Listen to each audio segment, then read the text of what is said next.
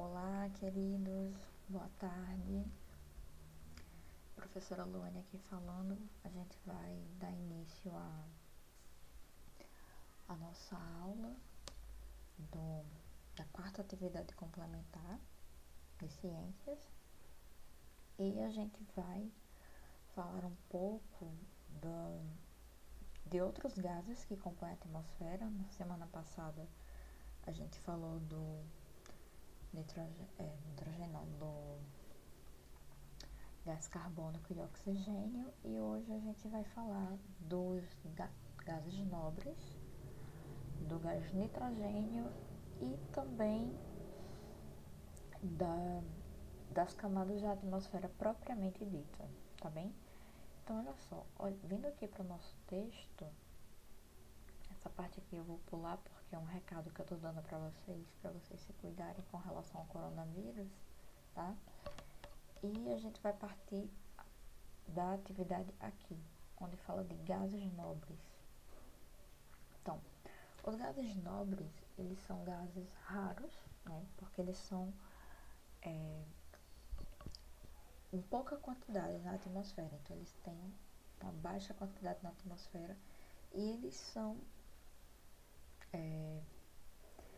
tidos como nobres por conta disso, por conta da raridade. Então, alguns gases, eles são utilizados nas luzes de neon, por exemplo, aquele brilho das roupas neon, ou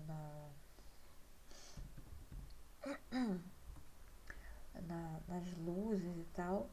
A gente vê desse jeito aqui que vocês estão vendo na internet por conta desse gás chamado neônio, tá?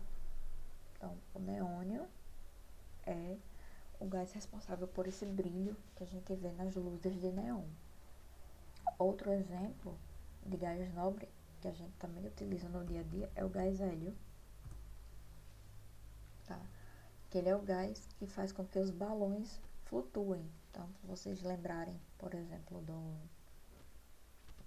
daquele texto que foi solto no céu no último dia de maio, no encerramento do mês mariano pela igreja. Então, aqueles balões eles só subiram aos céus por conta do gás hélio. Se fosse qualquer outro tipo de gás para encher os balões, eles não iriam flutuar. Então, vamos retomar aqui para o nosso texto. Então, esses são os gases nobres, tá? Além deles, tem também o argônio, criptônio, xenônio e radônio, ok? Mas eles não são tão conhecidos assim. Um outro gás muito importante que está na atmosfera é o gás nitrogênio, que, como eu já tinha dito na aula passada, ele é o que está presente em maior quantidade na atmosfera e ele é essencial para que exista vida aqui na Terra, tá? Porque o gás nitrogênio, ele em contato com outros componentes, ele é capaz de formar as proteínas, por exemplo. Então, o nitrogênio ele está presente na composição do corpo dos seres vivos, tá? Então, como nosso corpo é formado estruturalmente por proteínas, então, dentro de cada proteína, a gente vai ter componentes onde o nitrogênio vai estar presente. E além das proteínas, o nitrogênio também faz parte da estrutura do DNA através da composição dos ácidos nucleicos, tá? Então, como é que a gente consegue o nitrogênio? Porque nós respiramos oxigênio, a gente não respira nitrogênio. Então, a gente precisa de uma forma do corpo conseguir captar esse nitrogênio para que a gente consiga reproduzir, formar novas células e se desenvolver enquanto ser vivo, né? Então, o nitrogênio, a gente consegue captar através da nossa alimentação. Então, de que forma isso acontece, tá? O nitrogênio, ele primeiro tem que ser retirado da atmosfera. O gás tem que ser tirado da atmosfera e tem que ser passado para o nosso alimento. Qual seria o nosso alimento? Plantas e outros animais. Mas olha só, como é que a planta vai conseguir puxar o nitrogênio da atmosfera? Porque planta também não respira nitrogênio. Como é que ela faz? Ela tem que se associar com bactérias fixadoras de nitrogênio, que elas vivem no solo ou associadas às raízes. O que acontece? As bactérias, elas se alimentam da planta, mas durante o processo da respiração dessas bactérias, elas conseguem puxar o nitrogênio que está no ar. E aí elas puxam o nitrogênio que está no ar e colocam no solo. Lá no solo, o nitrogênio então é absorvido nas raízes da planta. E aí a planta consegue produzir proteínas e ácidos nucleicos. Os animais que se alimentam dessa planta acabam adquirindo o nitrogênio através das proteínas que ele ingeriu quando comeu a planta. E assim também é com a gente. A gente se alimenta das plantas e de outros animais e adquirimos o nitrogênio desta forma. Uma outra forma que as plantas conseguem captar o nitrogênio é também a partir da decomposição da matéria orgânica. Então, o que seria isso? Quando uma planta morre ou um animal morre, a terra, a gente diz, né, que a terra vai comer aquele animal, aquela planta.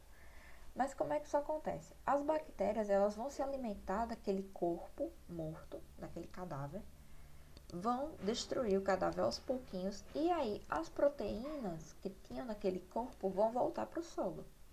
Então, dessa forma, o nitrogênio é desmanchado da proteína para dentro do solo de novo. Outra coisa que a gente vai ter na atmosfera, além dos gases, é a água. De que forma que a água vai estar presente na atmosfera? Na forma de vapor de água. Ou também no estado líquido, formando as nuvens. Então, as nuvens, eles nada mais são do que um conjunto de gotas de água acumuladas ali no céu. As nuvens não são feitas de algodão, são gotículas de água.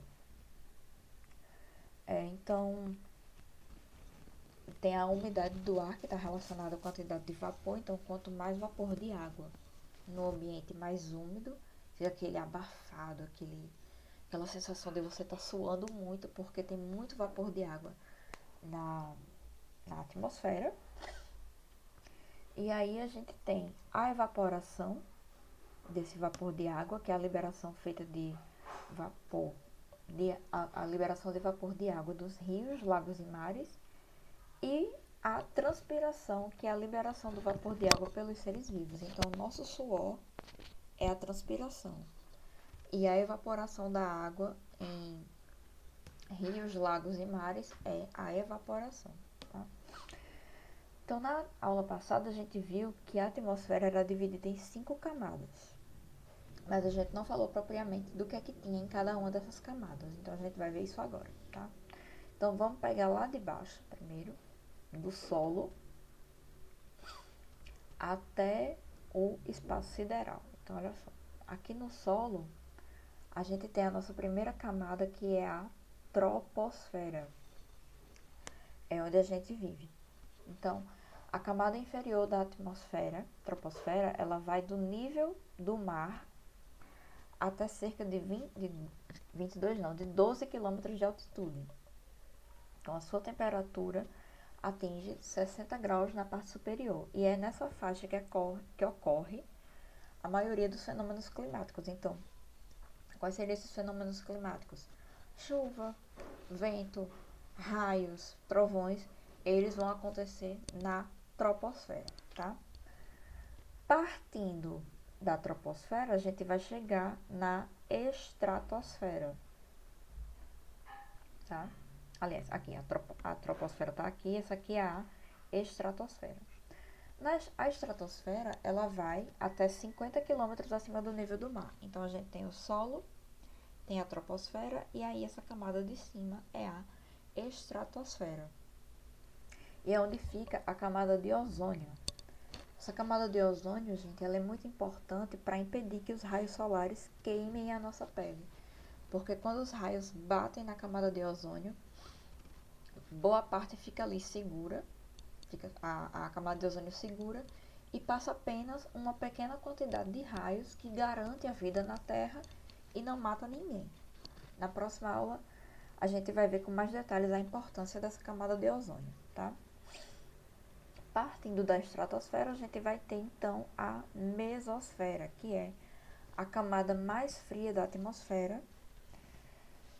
E à medida que ela vai subindo, tá? Quanto mais longe do solo, mais frio vai ficando essa camada. E é aqui que a gente tem o fenômeno das estrelas cadentes. Então, que na verdade são meteoros. Então, os meteoros, eles cortam na mesosfera, então bem longe da gente, tá? A gente mora aqui na troposfera, as estrelas cadentes, elas aparecem aqui na mesosfera. Partindo um pouquinho mais para cima, a gente vai chegar justamente na termosfera, que é a camada mais extensa da atmosfera, ou seja, a maior camada, e também a mais quente. Então, a mesosfera é a mais fria, a termosfera, pensa em temperatura, né? Termosfera, ela é a mais quente. E é justamente nessa faixa aqui que vão ficar as estações espaciais. Então, os foguetes, quando eles sobem, vão se acoplar às estações espaciais, eles vão ficar localizados justamente na penúltima camada da atmosfera, na termosfera. Por fim, a gente tem a exosfera, que é a última camada da atmosfera e já fica ali na fronteira com o espaço sideral. Passou da exosfera, já não se tem mais atmosfera, então os gases ali acabaram. É a última camada e nela as moléculas se tornam cada vez mais rarefeitas. Rarefeito significa que nesse caso raro, tá? Quanto mais longe do solo, mais raro vai ficar o ar, menor a quantidade de gases presentes na atmosfera, tá? Então, só para fechar, o final da exosfera pode chegar até 10.000 quilômetros e as medições indicam que a temperatura dessa região fica em torno de 1.600 graus Celsius. Então, vamos partir agora para a nossa atividade, tá? Então, olha só. Na próxima semana a gente vai falar mais da composição do ar, então vai falar da camada de ozônio, do aquecimento global e das complicações do efeito estufa. Mas aqui na nossa atividade a gente vai falar em resumo do que a gente viu aqui, do que eu falei em resumo para vocês. Então, a maior parte dos fenômenos meteorológicos, como chuvas, ventos e deslocamentos de massas de ar, ocorre na alternativa A, estratosfera, alternativa B, troposfera, alternativa C, mesosfera, alternativa D, termosfera ou alternativa E, exosfera. Então, se você prestou atenção no que eu falei, a gente sabe que a maioria desses fenômenos meteorológicos vai ocorrer muito próximo a nós. Então, seria a camada mais próxima do solo, a troposfera. Partindo aqui para a segunda atividade, a segunda questão. A respeito das camadas que compõem a atmosfera terrestre, considere as afirmações 1, 2 e 3. Considere essas afirmações. Então, número 1. A troposfera é a camada mais baixa da atmosfera, onde ocorrem principais fenômenos meteorológicos, tais como tempestade, chuva, precipitação de neve ou granizo e formação de geadas. Então, como estava já na primeira questão lá, essa aqui é verdadeira. 2. A camada de ozônio concentra-se na termosfera. Formada há cerca de 400 milhões de anos, protege a Terra dos raios ultravioletas nocivos à vida emitidos pelo Sol. Sabemos, porém, que em decorrência da emissão crescente de CO2 pelas sociedades modernas, abriram-se buracos enormes nessa camada, permitindo a entrada de tais raios. Então, como eu falei, a camada de ozônio ela é muito importante justamente para barrar um pouco dos raios ultravioletas do Sol. Até aqui, essa parte aqui está correta. O erro vai estar justamente onde? No fato de dizer que ela se concentra na termosfera. A camada de ozônio, ela não se concentra na termosfera, ela vai se concentrar na estratosfera, tá? Então, essa alternativa aqui, ela está errada. Vou considerar como falsa. 3. A mesosfera estende-se da estratosfera até 90 quilômetros acima do nível do mar. É a faixa mais fria, porque nela não há nuvens, nem gases capazes de absorver a energia do Sol. Então, deixa eu ver aqui. A mesosfera é a camada mais fria? É sim. A camada mais fria da atmosfera fica entre 50 e 90 quilômetros de altitude. Então, a número 3 é também verdadeira. Dessa forma, então, está correto quem? A1 e A3. Então, nesse caso, alternativa D. Indo para a nossa última questão. O nitrogênio presente na atmosfera não pode ser captado por todos os seres vivos. Entretanto, esse elemento é fundamental para a formação de aminoácidos e bases nitrogenadas. Para ficar disponível, o nitrogênio da atmosfera deve ser captado por e ser fixado. Marque a alternativa que completa adequadamente o espaço acima. Alternativa A, fungos e bactérias. Alternativa B, bactérias e protozoários. Alternativa C, bactérias. Alternativa D, bactérias e vírus. Alternativa E, vírus e fungos. Essa eu vou deixar para vocês, porque quem prestou atenção no vídeo vai saber a resposta correta, tá? Então é isso, gente. Essa aula vai ficar no YouTube. Beijo. Até a próxima.